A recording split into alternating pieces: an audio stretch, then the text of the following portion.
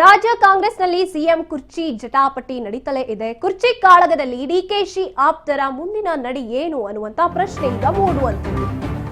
ರಾಜ್ಯ ಕಾಂಗ್ರೆಸ್ನಲ್ಲಿ ಸಿಎಂ ಕುರ್ಚಿ ಜಟಾಪಟಿ ನಿಲ್ತಾನೆ ಇಲ್ಲ. ಅದು ಪ್ರತಿದಿನ ಹೆಚ್ಚಾಗ್ತಲೇ ಇದೆ ಫೈಟ್ ಅನ್ನುವಂಥದ್ದು.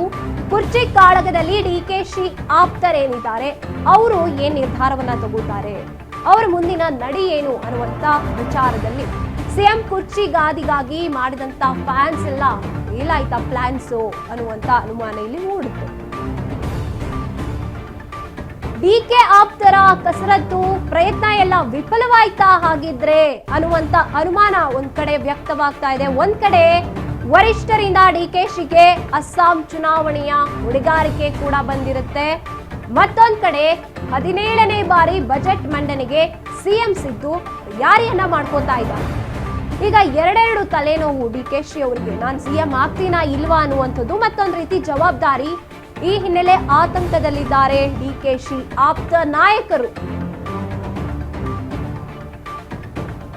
ಹೈಕಮಾಂಡ್ ಮಟ್ಟದಲ್ಲೂ ಡಿಕೆಶಿಗೆ ಬೆಂಬಲ ಸಿಗ್ತಾ ಇಲ್ಲ. ಹಲವಾರು ಗೊಂದಲಗಳಿಂದ ಸಭೆ ಸೇರ್ತಾ ಇದ್ದಾರೆ ಡಿಕೆ ಆಪ್ತರೆಲ್ಲರೂ ಕೂಡ. ಈಗ ಸಾಕಷ್ಟು ಗೊಂದಲದಲ್ಲಿ ನಡೀತಾ ಇರುವಂತದ್ದು ಸಿಎಂ ಕುರ್ಚಿ ಕಾದಾಟ ಅನ್ನುವಂತ ವಿಚಾರ.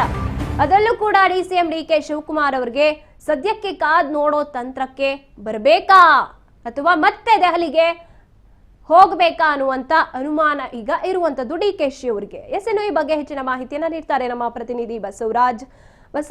ಈ ಸಿಎಂ ಕುರ್ಚಿ ಕಾದಾಟ ಅನ್ನುವಂಥದ್ದು ಇನ್ನೂ ಕೂಡ ಪ್ರಶ್ನೆ ಗೊಂದಲಗಳನ್ನ ಹುಟ್ಟಿಸ್ತಲೇ ಇದೆ. ಇನ್ನು ಅಲ್ಲಿ ಸಿಎಂ ಡಿಕೆಶಿ ಅವರ ನಿರ್ಧಾರ ಏನಾಗಿರ್ಬೋದು ಅಂತ.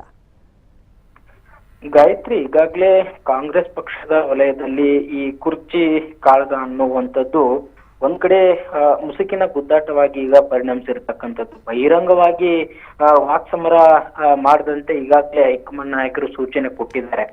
ಆದ್ರೂ ಸಹಿತ ಎಲ್ಲೋ ಒಂದು ಕಡೆ ಸಿಎಂ ಡಿಕೆ ಶಿವಕುಮಾರ್ ಅವರ ಆಪ್ತ ಬಣಕ್ಕೆ ಎಲ್ಲೋ ಒಂದ್ ಕಡೆ ಆತಂಕ ಕೂಡ ಸೃಷ್ಟಿಯಾಗಿದೆ. ಮುಂದೆ ಏನ್ ಮಾಡ್ಬೇಕು ಅನ್ನುವಂತಹ ಒಂದಿಷ್ಟು ಯೋಚನೆಗಳು ಕೂಡ ಅವರಲ್ಲಿ ಕಾಡ್ತಾ ಇದ್ದಾವೆ ಅನ್ನುವಂಥದ್ದು ಕೂಡ ಅವರ ಆಪ್ತರೆಲ್ಲರೂ ಕೂಡ ಈಗ ಚರ್ಚೆ ಮಾಡ್ತಾ ಇದ್ದಾರೆ.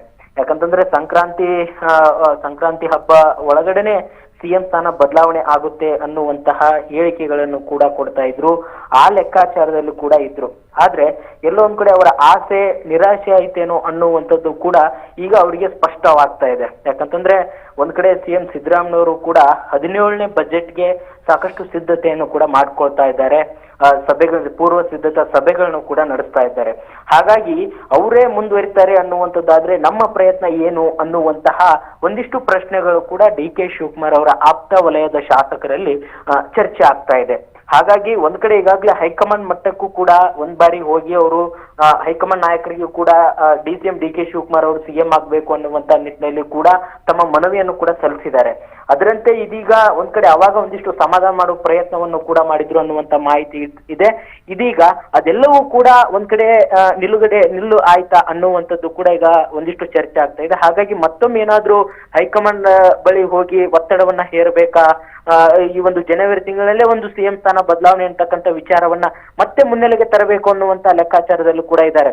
ಹಾಗಾಗಿ ಕೆಲವು ಶಾಸಕರು ಅವರ ಡಿಕೆ ಶಿವಕುಮಾರ್ ಆಪ್ತ ಶಾಸಕರು ಒಂದಿಷ್ಟು ಚರ್ಚೆ ಮಾಡ್ತಾ ಇದ್ದಾರೆ. ಸಭೆಗಳನ್ನ ನಡೆಸಿ ಮತ್ತೊಮ್ಮೆ ಏನಾದ್ರೂ ಹೈಕಮಾಂಡ್ ಮಟ್ಟದಲ್ಲಿ ಅವರ ಒಂದಿಷ್ಟು ಒತ್ತಡವನ್ನು ಹೇರೋದಾದ್ರೆ ಅದನ್ನು ಕೂಡ ಒಂದು ಮಾಡೋಣ ಅನ್ನುವಂತ ಲೆಕ್ಕಾಚಾರದಲ್ಲೂ ಕೂಡ ಇರುವಂತದ್ದು. ಹೀಗೆ ಅನೇಕ ರೀತಿಯಲ್ಲಿ ಕೆಲವೊಂದಿಷ್ಟು ಲೆಕ್ಕಾಚಾರಗಳನ್ನ ಹಾಕ್ತಾ ಇದ್ದಾರೆ. ಆದ್ರೆ ಮತ್ತೊಂದು ಈ ಸಿಎಂ ಸಿದ್ದರಾಮಯ್ಯವರ ಬಣದ ನಾಯಕರು ಸಹಿತ ಕೆಲವೊಂದಿಷ್ಟು ವಿಚಾರಗಳು ಸಿಎಂ ಸ್ಥಾನ ಬದಲಾವಣೆ ಅಂತಕ್ಕಂಥ ವಿಚಾರಕ್ಕೆ ಯಾರು ಹೇಳಿಕೆಗಳನ್ನ ಕೊಡ್ತಾರೋ ಅವರ ವಿರುದ್ಧವಾಗಿ ಹೈಕಮಾಂಡ್ ನಾಯಕರ ಬಳಿ ಚರ್ಚೆ ನಡೆಸೋಣ ಅನ್ನುವಂಥದ್ದು ಅವರು ಕೂಡ ಒಂದಿಷ್ಟು ಚರ್ಚೆಯನ್ನು ಕೂಡ ನಡೆಸ್ತಾ ಇದ್ದಾರೆ. ಹಾಗಾಗಿ ಡಿಕೆ ಶಿವಕುಮಾರ್ ಅವರ ಆಪ್ತ ಬಣದ ನಾಯಕರು ಕೆಲವೊಂದಿಷ್ಟು ಗೊಂದಲದಲ್ಲಿ ಈಗ ಸಿಲುಕಿದ್ದಾರೆ ಅನ್ನುವಂತಹ ಮಾಹಿತಿ ಕೂಡ ಇರುವಂತದ್ದು. ಗಾಯತ್ರಿ, ಧನ್ಯವಾದ ನಿಮ್ಮ ಮಾಹಿತಿಗಾಗಿ ಬಸವರಾಜ್.